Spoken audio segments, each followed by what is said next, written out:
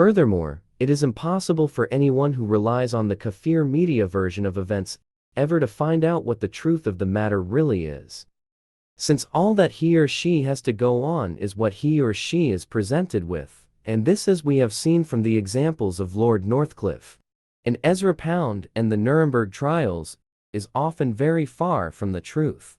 The people who control the media can basically create any illusion they wish, and as long as the validity of their techniques remains unchallenged, get away with it. Indeed, it is now possible, using current advanced computer graphics software, to create virtually any image or picture that might be useful. Any person, for example, can be inserted into or removed from a photograph with ease, thereby providing evidence of any false alibi or accusation that might be needed. In the past, the term "fanatic" was usually reserved for Muslims. The term "communist" was usually reserved for any non-Muslims who wished to take over control of any particular government from its current masters. And the term "terrorist" was usually reserved for the people in either of these two groups who were prepared to act rather than just talk. In recent years, however, in fact, ever since European communism was officially discarded in favor of universal democracy and the imaginary Iron Curtain dismantled, the word communist has ceased to be a key term. Instead, the Muslims have been substituted by the media as the new threat to democracy, peace, and the New World Order. By combining one or more of the other key terms with either the word Muslim or the word Islamic, the way of Islam has been increasingly and greatly discredited and misrepresented in the kafir media system, and the Muslims have increasingly been presented to the general public as the new backward public enemy, ever ready to kill indiscriminately and to blindly die for their cause. If any Muslims are attacked and fight back in self-defense, the media defines this as terrorism. If anyone attacks the Muslims, this is defined as retaliation. The fact that the vast majority of Muslims in the world today are nor even fighting anyone is, of course, never mentioned. The current media equation is terrorism equals fanatical paranoid Muslim fundamentalists equals Islam equals all Muslims. As we have already seen, the difference between the Muslims and what the kafir calls the capitalists is the same as the difference between the Muslims and what the kafir calls the communists. The Muslims accept Allah and His messengers, whilst both the capitalists and the communists reject Allah and His messengers. In fact, during the last decade of the 20th century, the world has witnessed the almost overnight transformation of the communists into capitalists. Birds of a feather flock together.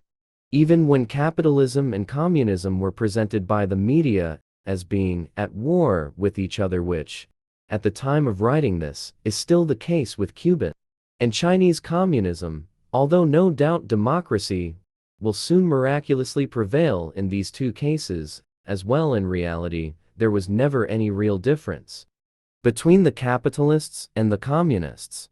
Capitalism and communism are the same. Their roots are the same. The capitalists and the communists are kafirun. They appear to be divided against each other, but they are the same body. Kafir is one system. The capitalists and the communists both base their societies on identical interlinking pyramidical system structures. They share the same kafir view of existence. They fight for the same things and worship the same idols. Their leaders follow the same behavioral life pattern. They both use kafir ideologies, and although they employ a different vocabulary, that is a different term of reference to describe their actions and what they are doing, they, in fact, both affirm and sustain the producer-consumer process, which can only operate as it does today if the many are enslaved by that process for the benefit of the few. Although they used to pretend to be at war with each other, and to be separated by their imaginary iron or bamboo curtains, the capitalists and the communists, in fact, always used to trade with each other, and to sustain each other's economies.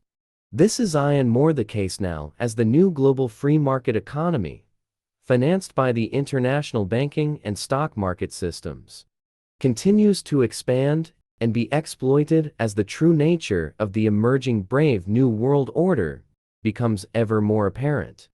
And as in the past, so today, the capitalists and the communists both use exactly the same methods and manipulation techniques to condition their people to accept the goals of the consumer-producer process and to be content with its apparent rewards, despite and in spite of the reality of the human situation, which is that only the remembrance of Allah makes the heart peaceful. As we have already seen, this conditioning is only possible where the educational and media institutions and systems are in the control of the few, the kafir ruling elite, who create the illusion, not only that their legal system is what they call just, not only that their medical system is what they call advanced, not only that their educational system provides what they call knowledge, but also that the consumer-producer process is what man was created for, and that there is no viable alternative way of life to it. Indeed, it is one of the favorite arguments of the kafir politician to say, whenever the kafir system, that is, the Dajjal system, is criticized, that it may not be perfect, but at least it is better than anarchy. The word anarchy is another key emotional term in the kafir media system vocabulary.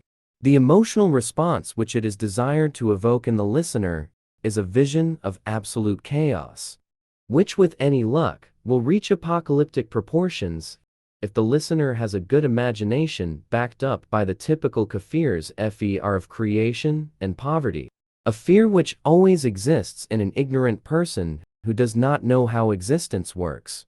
This apparent lack of choice, which typifies the either you accept society as it is or else there will be anarchy approach to life, is another example of the persuasive power which the media system exercises over the people whom it helps to condition. Indeed, it is one oft characteristics of the kafir system, that is, the Dajjal system, that as long as a person accepts his or her conditioning and the prevailing kafir definitions of the nature of existence, it is impossible to envisage or imagine any other alternative to that system, so strong is the influence of that conditioning. This is one of the reasons why any drug which is capable of lifting a person's consciousness free of that conditioning and altering that perception of existence is usually defined as being illegal by most kafir legal systems.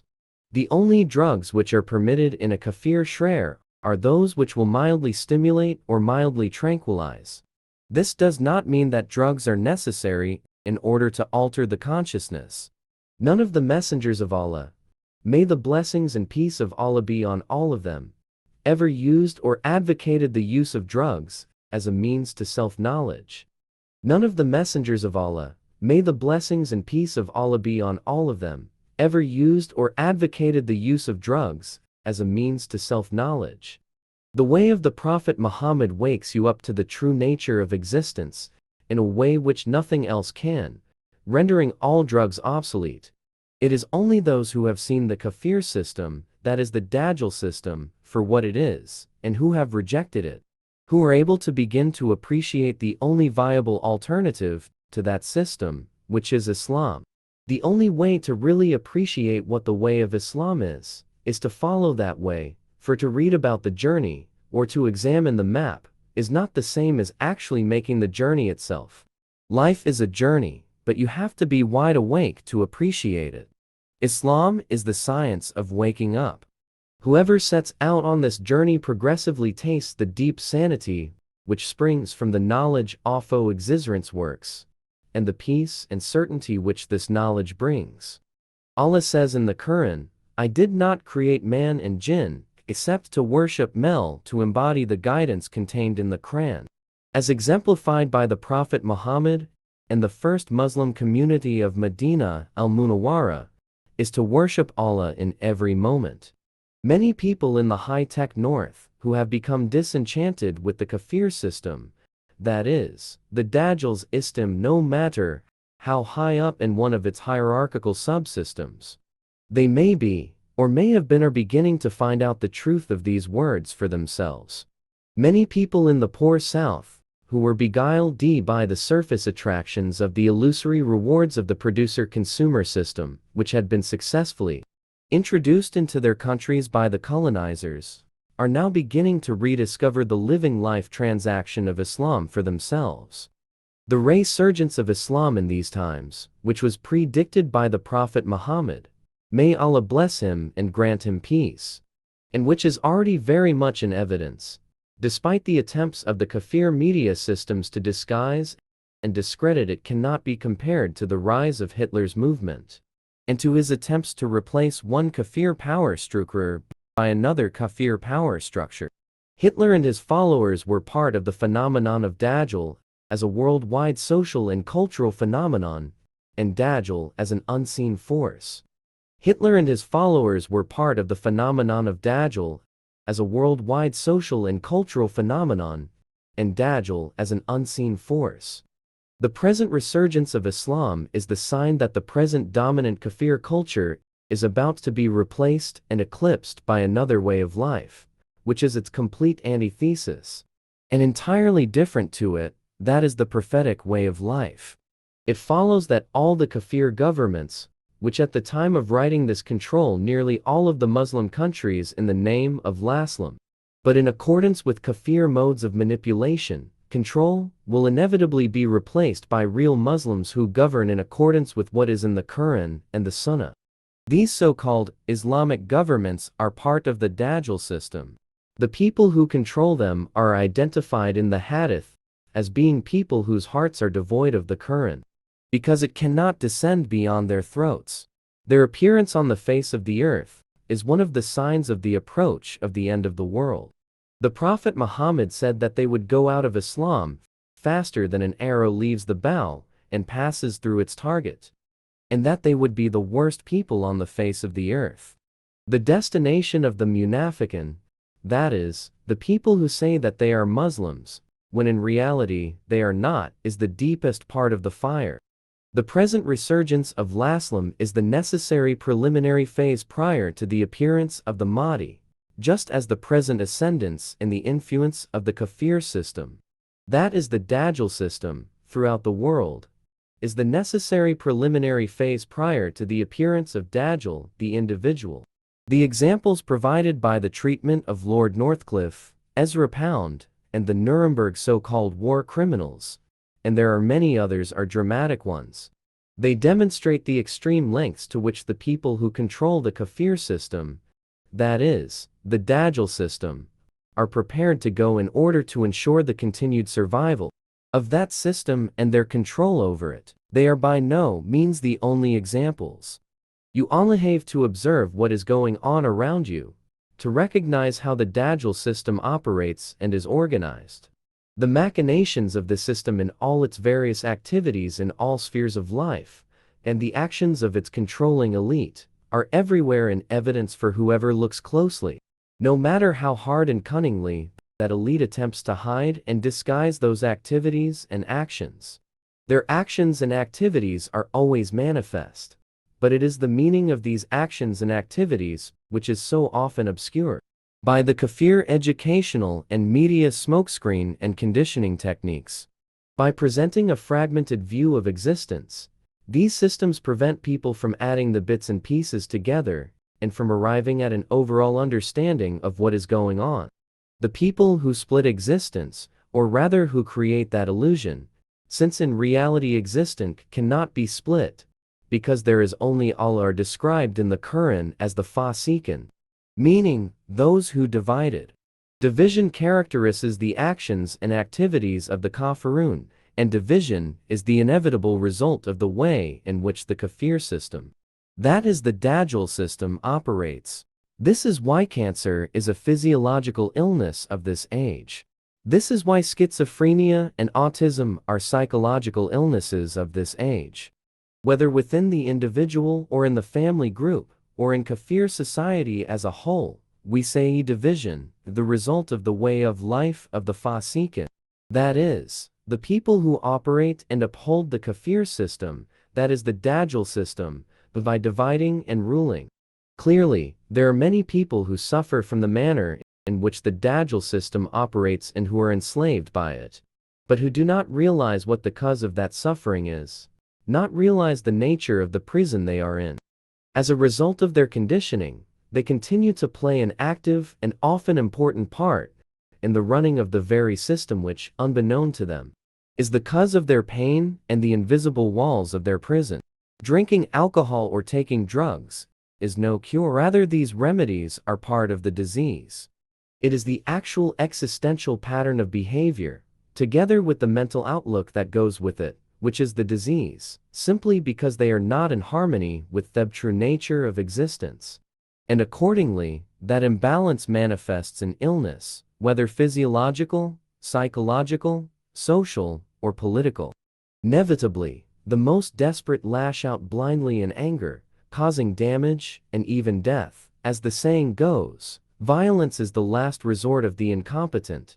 And since it has become customary for the kafir media to equate such violence with terrorism, and to equate such terrorism with Islam, it must be emphasized that the Prophet Muhammad, may Allah bless him and grant him peace, forbade re-killing of women and children, and the elderly in times offward, as well as the wanton destruction of property.